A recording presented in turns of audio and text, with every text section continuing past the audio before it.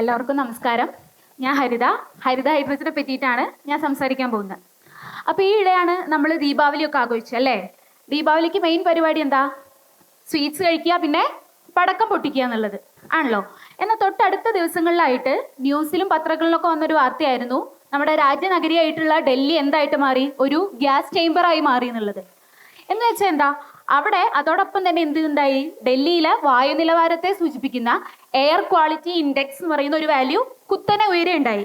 അപ്പൊ ഇതിന്റെയൊക്കെ കാരണം എന്താണെന്ന് വെച്ചാൽ, നമ്മളിങ്ങനെ വലിയ വലിയ ആഘോഷങ്ങളുടെ ഭാഗമായിട്ട്, അല്ലെങ്കിൽ വാഹനങ്ങളിൽ നിന്നുള്ള പുക അന്തരീക്ഷത്തിലേക്ക് എത്തുന്നതിൻ്റെയൊക്കെ ഭാഗമായിട്ട് എന്ത് ചെയ്യും?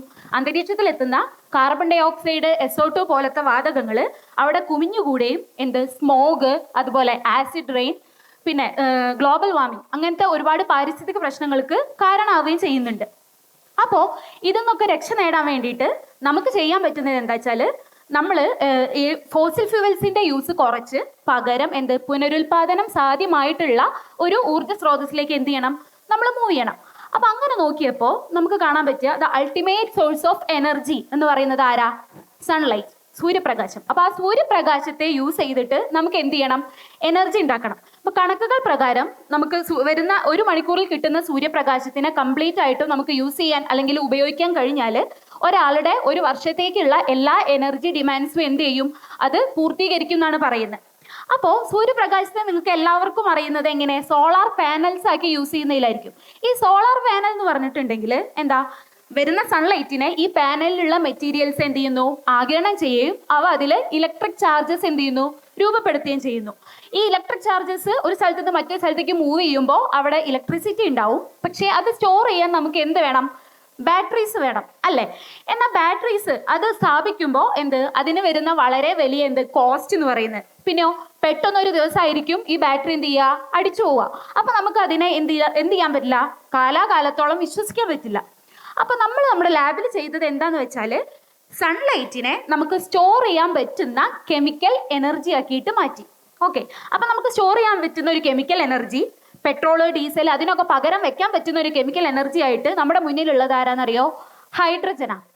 കാരണം ഹൈഡ്രജൻ ഒരു നല്ല ഇന്ധനാണെന്ന് പറയാൻ കാരണം എന്താ? അതിന് വളരെ വലിയ എനർജി ഡെൻസിറ്റിയാണുള്ളത്. കൂടാതെ ഹൈഡ്രജൻ കത്തുമ്പോൾ പുറത്ത് മറ്റ് പരിസ്ഥിതിക്ക് ദോഷകരമായിട്ടുള്ള ഒന്നും തന്നെ എന്ത് ചെയ്യുന്നില്ല? പുറത്തു വരുന്നില്ല. പിന്നെ നമ്മുടെ നിലവിലുള്ള ഇൻഫ്രാസ്ട്രക്ചറും ഒക്കെ ആയിട്ട് വളരെ ഒത്തിണങ്ങി പോകുന്നതാണ് നമ്മുടെ ഈ ഹൈഡ്രജൻ എനർജി. അപ്പൊ ഞാൻ ഉണ്ടാക്കുന്നത് വെറും ഹൈഡ്രജൻ അല്ല, ഹരിത ഹൈഡ്രജനാ. അപ്പൊ ഈ ഹരിത ഹൈഡ്രജൻ എന്നുള്ളത് ഞാൻ എന്നോടുള്ള ഇഷ്ടം കൊണ്ട് ഇട്ടുകൊടുത്ത പേരാണോ? അല്ല. കാരണം അത് ഹൈഡ്രജൻ പല വിധത്തിലുണ്ടായിരുന്നു. ഏതൊക്കെ ഉണ്ട്? ഗ്രേ ഉണ്ട്, ബ്ലൂ ഉണ്ട്, ഗ്രീനും ഉണ്ട്. ഈ ഗ്രീനെയാണ് നമ്മൾ വിളിച്ചത്? ഹരിത ഹൈഡ്രജൻ എന്ന് വിളിച്ചത്. ഇതിൽ ഗ്രേ ഹൈഡ്രജൻ എന്ന് പറഞ്ഞിട്ടുണ്ടെങ്കിൽ അത് ഫോസിൽ ഫ്യൂവൽസിന്റെ കമ്പഷൻ വഴി, കത്തുന്നത് വഴി ഉണ്ടായിട്ടുള്ള ഹൈഡ്രജൻ ആണ്. അപ്പൊ അതിന്റെ കൂടെ നമുക്ക് പുറത്തേക്ക് കാർബൺ ഡൈ ഓക്സൈഡ് എമിഷനും ഉണ്ടാവുന്നുണ്ട്. അപ്പൊ നമ്മൾ ബ്ലൂ ഹൈഡ്രജൻ നോക്കി. ബ്ലൂ ഹൈഡ്രജൻ എന്ന് പറഞ്ഞു കഴിഞ്ഞാൽ സെയിം പ്രോസസ്സിലൂടെയാണ് ഉണ്ടാവുന്നത്. എന്നാലോ പുറത്ത് വരുന്ന കാർബൺ എമിഷൻസിനെ നമ്മൾ എന്ത് ചെയ്യുന്നു? ട്രാപ്പ് ചെയ്ത് നമ്മൾ അന്തരീക്ഷത്തിലേക്ക് എത്തുന്നത് തടയും. എന്നാൽ ഗ്രീൻ ഹൈഡ്രജൻ അല്ലെങ്കിൽ ഹരിത ഹൈഡ്രജൻ ഉണ്ടാക്കുന്നത് ഇതിൽ നിന്നൊന്നുമല്ല, നമ്മുടെ പരിസ്ഥിതിയോട് ഏറ്റവും അനുയോജ്യമായ രീതിയിൽ നമ്മൾ എന്ത് ചെയ്യുന്നു? ജലത്തിൽ നിന്നാണ് അവിടെ ഹൈഡ്രജൻ ഉണ്ടാക്കുന്നത്. നമ്മുടെ വെള്ളത്തിൽ അതിനെ കമ്പോണൻസ് ആയിട്ടുള്ള ഹൈഡ്രജനും ഓക്സിജനും ആക്കി മാറ്റുന്ന ഒരു പരിപാടി അത്. അപ്പൊ ഞാൻ പറഞ്ഞു സൂര്യപ്രകാശമാണ് നമ്മൾ ഇതിനു വേണ്ടി യൂസ് ചെയ്യുന്നത്. അപ്പൊ ഞാൻ ഒരു ദിവസം ഇന്ന് ഹൈഡ്രജൻ ഉണ്ടാക്കി കളയാന്നുള്ളൊരു ചിന്തയിൽ എന്ത് ചെയ്യാണ്? ഒരു വെയിലുള്ള ഒരു ദിവസം നോക്കി സൂര്യന്റെ അടിയിൽ ഒരു പാത്രം വെള്ളം കൊണ്ടുവച്ച് ഞാൻ ഇങ്ങനെ കാത്തിരിക്കുക. കുറച്ച് കഴിയുമ്പോൾ എനിക്ക് ഹൈഡ്രജൻ കിട്ടുമോ? ഇല്ല. അതിന് സൺലൈറ്റ് മാത്രം പോരാ, പകരം ആരും വേണം? കാറ്റലിസ്റ്റുകൾ അല്ലെങ്കിൽ ഉൽപ്രേരകങ്ങൾ വേണം. ഇവ എന്ത് ചെയ്യുന്നു? ആ രാസപ്രവർത്തനത്തെ വേഗത്തിലാക്കും. ഓക്കെ, അപ്പൊ നമ്മൾ ഉണ്ടാക്കുന്നത് സൂര്യപ്രകാശത്തിൽ ഏറ്റവും കൂടുതലുള്ള വിസിബിൾ റീജിയനിൽ അബ്സോർപ്ഷൻ ഉള്ള, വിസിബിൾ റീജിയനെ ആഗിരണം ചെയ്യാൻ പറ്റുന്ന കാറ്റലിസ്റ്റുകളെയാണ്. ഒരു കാറ്റലിസ്റ്റിന്റെ സ്ട്രക്ചർ നോക്കുകയാണെന്നുണ്ടെങ്കിൽ ആ കാറ്റലിസ്റ്റിന് ഒരു താഴ്ന്ന ഊർജ്ജനില ഉണ്ടായിരിക്കും, ഒരു ഉയർന്ന ഊർജ്ജനില ഉണ്ടായിരിക്കും. അപ്പോൾ ലൈറ്റ് വന്ന് പതിക്കുന്ന സമയത്ത് എന്താ വെച്ചാൽ, നമുക്കറിയാം എല്ലാ മെറ്റീരിയൽസിന്റെ അടിസ്ഥാന ഘടകം അതിലുള്ളത് ഇലക്ട്രോൺസ് ആണ്. അതേപോലെ തന്നെ ലൈറ്റ് വന്ന് പതിക്കുമ്പോൾ ഈ കാറ്റലിസ്റ്റിന്റെ താഴത്തെ ലെവലിലുള്ള ഇലക്ട്രോൺസ് എന്ത് ചെയ്യില്ല? അവിടെ അടങ്ങിയിരിക്കാതെ മുകളിലേക്ക് എന്ത് ചെയ്യുക? ഒരൊറ്റ ചാട്ടാ. ഓക്കെ, അങ്ങനെ ചാടുമ്പോൾ മുകളിലായി ഇലക്ട്രോൺസിന്റെ സ്ഥാനം, താഴെ ഒരു വാക്കന്റ് സ്പേസും രൂപപ്പെട്ടു. ഈ വാക്കന്റ് സ്പേസിനെ നമ്മൾ ഹോൾ എന്നാണ് വിളിക്കുക. അതിന് പോസിറ്റീവ് ചാർജ് ആണ്. മുകളിൽ എന്തുണ്ട്? ഇലക്ട്രോണും ഉണ്ട്. ഈ ഹോൾ ഇലക്ട്രോൺ പെയർ ആണ് എന്ത് ചെയ്യുന്നത്? ജലത്തിനെ ഹൈഡ്രജനും ഓക്സിജനും ആക്കി മാറ്റുന്നത്. അപ്പൊ മനസ്സിലാക്കുക, നമ്മൾ വെള്ളത്തിൽ നിന്ന് ഓക്സിജൻ ഉണ്ടാവണമെന്നുണ്ടെങ്കിൽ ജലത്തിൽ നിന്ന് എന്ത് ചെയ്യണം, ഒരു ഇലക്ട്രോണിനെ നമ്മൾ എനർജി വെച്ച് റിമൂവ് ചെയ്യണം. എന്നാൽ അതേസമയം വെള്ളത്തിൽ നിന്ന് ഹൈഡ്രജനെ കിട്ടണമെങ്കിലോ നമ്മൾ പുറത്തു നിന്ന് ഒരു ഇലക്ട്രോണിനെ ജലത്തിലേക്ക് കൊടുക്കണം. അപ്പൊ ഇത് രണ്ടും ചെയ്യുന്നത് ആരാ? കാറ്റലിസ്റ്റാ. അപ്പോൾ ഞാൻ പറഞ്ഞു, ഒരു ലൈറ്റ് വന്ന് പതിക്കുന്ന സമയത്ത് മുകളിൽ ഇലക്ട്രോണും താഴെ ഹോളും ഉണ്ടായി. പക്ഷേ എപ്പോ നല്ല മാസ് കാട്ടി പോയ ഈ ഇലക്ട്രോണിന് എന്തുള്ള ചാൻസ് ഉണ്ട്? തിരിച്ച് റീകമ്പൈൻ ചെയ്യാനുള്ള അല്ലെങ്കിൽ തിരിച്ച് കൂടിച്ചേരാനുള്ള ഒരു ചാൻസ് ഉണ്ട്. അപ്പോൾ ആ ഒരു ചാൻസ് നമ്മൾ എന്ത് ചെയ്യണം? കുറയ്ക്കണം. അത് മാക്സിമം കുറയ്ക്കാൻ വേണ്ടിയിട്ട് നമ്മൾ ചെയ്യുക, നമ്മുടെ കാറ്റലിസ്റ്റിന്റെ മെയിൻ കാറ്റലിസ്റ്റിന്റെ സർഫസിൽ നമ്മൾ ചില ഹെൽപ്പിംഗ് കാറ്റലിസ്റ്റുകളെ അല്ലെങ്കിൽ കോ കാറ്റലിസ്റ്റുകളെയും അറ്റാച്ച് ചെയ്ത് കൊടുക്കും. അപ്പോൾ ഇങ്ങനെ ഉണ്ടായിരുന്ന ലെവൽ എന്തായിട്ട് മാറി? കുറച്ച് ഇങ്ങനെയായിട്ട് മാറി. അപ്പോൾ അതിന്റെ റീകോമ്പിനേഷന്റെ റേറ്റ് എന്ത് ചെയ്തു? കുറഞ്ഞു. അങ്ങനെ മാക്സിമം റീകോമ്പിനേഷൻ തടഞ്ഞുകൊണ്ട് നമ്മൾ എന്ത് ചെയ്യും? ഹോൾസിനെയും ഇലക്ട്രോൺസിനെയും സെറ്റ് ചെയ്യും.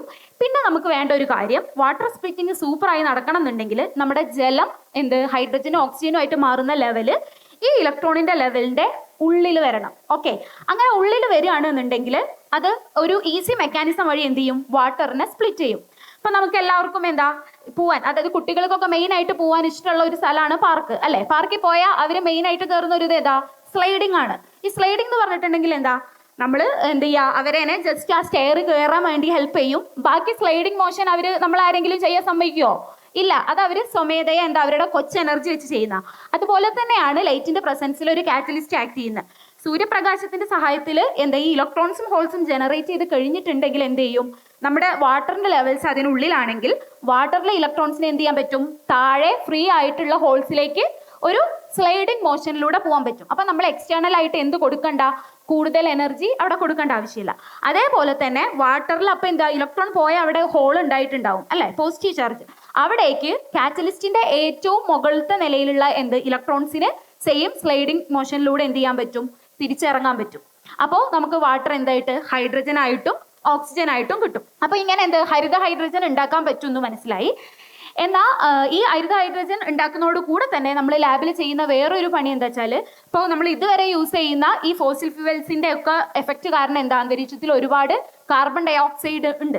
അപ്പോൾ ഈ കാർബൺ ഡൈ ഓക്സൈഡിന്റെ എമൗണ്ട് കുറയ്ക്കാൻ വേണ്ടിയിട്ട് നമുക്ക് CO2നെ എന്ത് ചെയ്യാൻ, മറ്റ് പല കെമിക്കൽസ് ആക്കി മാറ്റാനും നമുക്ക് ഈ കാറ്റലിസ്റ്റുകൾ വെച്ച് സാധിക്കും. അപ്പം അവിടെ നമ്മൾ എന്ത് ചെയ്യുന്ന, കാർബൺ ഡൈ ഓക്സൈഡിനെ കാർബൺ മോണോക്സൈഡ് അല്ലെങ്കിൽ മീഥൈൻ, ഫോർമേറ്റ് പോലുള്ള മറ്റു പല കെമിക്കൽസും ആക്കി മാറ്റുന്ന കാറ്റലിസ്റ്റുകളാണ് നമ്മൾ അവിടെ ഡിസൈൻ ചെയ്യുന്നത്. അപ്പൊ അങ്ങനെ നമുക്ക് ഗ്രീൻ ഹൈഡ്രജൻ ഉണ്ടാക്കാനും CO2 ഉണ്ടാക്കാനും പറ്റുമെന്ന് മനസ്സിലായി. അപ്പൊ നമ്മളിത് ലബോറട്ടറിയിൽ നമ്മൾ ലാബിൽ എക്സ്പെരിമെന്റ് സെറ്റ് ചെയ്യുന്ന സമയത്ത് നമുക്ക് ഗ്യാസിനെ ഞാൻ എല്ലാം സെറ്റ് ചെയ്തു, ഒരു ഐഡിയൽ ആയിട്ടുള്ള കാറ്റലിസ്റ്റ് എനിക്ക് കിട്ടി. പക്ഷെ ആ കാറ്റലിസ്റ്റിന് കിട്ടണം എന്നുണ്ടെങ്കിൽ ഞാൻ പറഞ്ഞു, കാറ്റലിസ്റ്റിന് എന്തിനു വേണം? ലൈറ്റിനെ അബ്സോർബ് ചെയ്യാൻ പറ്റണം, പിന്നെയോ ഇലക്ട്രോണിനെയും ഹോളിനെയും ജനറേറ്റ് ചെയ്യാൻ പറ്റണം, പിന്നെയോ കാറ്റലിറ്റിക് പ്രോപ്പർട്ടി കാണിക്കുകയും വേണം. അപ്പൊ ഇതെല്ലാം ഒരു കാറ്റലിസ്റ്റ് ഒറ്റയ്ക്ക് ചെയ്തോളണമെന്നില്ല. അപ്പൊ നമ്മൾ എന്ത് ചെയ്യും? വ്യത്യസ്ത ഗുണങ്ങളുള്ള പല കാറ്റലിസ്റ്റുകളെ നമ്മൾ എടുക്കും, എന്നിട്ട് അതിനെ കമ്പൈൻ ചെയ്ത് ഒരു സിംഗിൾ സിസ്റ്റം ഉണ്ടാക്കും. അങ്ങനെ സിസ്റ്റം കിട്ടിക്കഴിഞ്ഞാൽ നമുക്ക് എന്ത് കിട്ടും? ഒരു സപ്പോർട്ടിംഗ് ഇലക്ട്രോലൈറ്റിന്റെ സഹായത്തോടെ നമ്മൾ സൂര്യപ്രകാശത്തിന്റെ സാന്നിധ്യത്തിൽ വെള്ളത്തെ സ്പ്ലിറ്റ് ചെയ്യും. ഇങ്ങനെ വെള്ളത്തെ സ്പ്ലിറ്റ് ആയോ എന്ന് നമുക്ക് നോക്കണമെങ്കിൽ നമുക്ക് ഗ്യാസിനെ കണ്ണുകൊണ്ട് കാണാൻ പറ്റുമോ? ഇല്ല, അല്ലേ? അപ്പൊ നമ്മൾ എന്താ ചെയ്യുക? ഒരു ക്ലോസ്ഡ് കണ്ടെയ്നറിൽ നമ്മൾ റിയാക്ഷൻ നടത്തുകയും എന്നിട്ട് അതിൽ നിന്നുണ്ടാകുന്ന ഗ്യാസസ് പ്രൊഡക്റ്റ് നമ്മൾ ഒരു ഗ്യാസ് ക്രോമാറ്റോഗ്രാഫിക് ഇൻസ്ട്രുമെന്റിൽ ഇൻജെക്ട് ചെയ്യുകയും ചെയ്യും. അപ്പൊ ആ ഇൻസ്ട്രുമെന്റ് നമ്മൾ ഇൻപുട്ടായി കൊടുക്കുന്ന ഗ്യാസിനെ നമുക്ക് ഔട്ട്പുട്ടായിട്ട് ഒരു ഗ്രാഫിക്കൽ റെപ്രസെന്റേഷൻ തരിക. അതിൽ ഡിഫറെന്റ് പീക്കുകൾ ഉണ്ടായിരിക്കും. അപ്പൊ നമ്മൾ റിയാക്ഷൻ കഴിഞ്ഞാൽ നമുക്ക് ഹൈഡ്രജൻ കിട്ടിയിട്ടുണ്ടോ അല്ലെങ്കിൽ ഓക്സിജൻ കിട്ടിയിട്ടുണ്ടോ എന്ന് നോക്കുന്നത് നമ്മൾ അതിലെ പീക്കുകൾ ഓരോന്നും വെച്ച് ഐഡന്റിഫൈ ചെയ്തിട്ടാണ് ഇത് ഹൈഡ്രജൻ ആണ് ഓക്സിജൻ ആണ് എന്ന് പറയുന്നത്. അങ്ങനെ നമ്മൾ സക്സസ്ഫുൾ ആയിട്ട് നമ്മുടെ കാറ്റലിറ്റിക് സിസ്റ്റംസ് വെച്ചിട്ട് വാട്ടർ സ്പ്ലിറ്റിങ്ങും കാർബൺ ഡൈ ഓക്സൈഡ് റിഡക്ഷനും ഒരു സിംഗിൾ സിസ്റ്റത്തിൽ നിന്ന് ഡെമോൺസ്ട്രേറ്റ് ചെയ്തിട്ടുണ്ട്.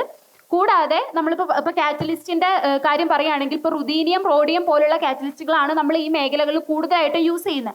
പക്ഷെ അത്തരം കാറ്റലിസ്റ്റുകൾ ഭയങ്കര എക്സ്പെൻസീവാ. അപ്പൊ നമ്മൾ ലാബിൽ കുറച്ച് ലോ കോസ്റ്റ് ആയിട്ടുള്ള ചീപ്പ് കെമിക്കൽസ്, അലുമിനിയം, അതുപോലെ ക്രോമിയം, മാംഗനീസ് ഒക്കെ വെച്ചിട്ട് നമ്മൾ കാറ്റലിറ്റിക് സിസ്റ്റംസ് ഉണ്ടാക്കിയിട്ടുണ്ട്. അങ്ങനെ നമ്മൾ സക്സസ്ഫുൾ ആയിട്ട് ഹരിത ഹൈഡ്രജനെയും അതുപോലെ കാർബൺ ഡൈ ഓക്സൈഡിന്റെ റിഡക്ഷനും നമ്മൾ ഡെമോൺസ്ട്രേറ്റ് ചെയ്തിട്ടുണ്ടായിരുന്നു. അപ്പൊ നമുക്ക് മനസ്സിലായി ഇനി നമ്മൾ ഫോസിൽ ഇന്ധനങ്ങളുടെ യൂസ് മാറ്റിയിട്ട് നമ്മൾ ഇനി നമ്മുടെ ജീവിതവും അതുപോലെ നമ്മുടെ ഭാവി തലമുറയുടെ ജീവിതവും ഒരു ഹൈഡ്രജൻ ഫ്യൂവലിന്റെ യൂസിലേക്ക് സ്വിച്ച് ചെയ്യേണ്ട ഒരു സമയമാണ്. അപ്പോൾ ഹരിത ഹൈഡ്രജന്റെ നിർമ്മാണം എന്നുള്ളത് നമുക്ക് നമ്മുടെ ഇനിയുള്ള ലോകത്തിന് കൊടുക്കാൻ പറ്റുന്ന ഏറ്റവും നല്ലൊരു കരുതൽ തന്നെയാണ്. Thank you.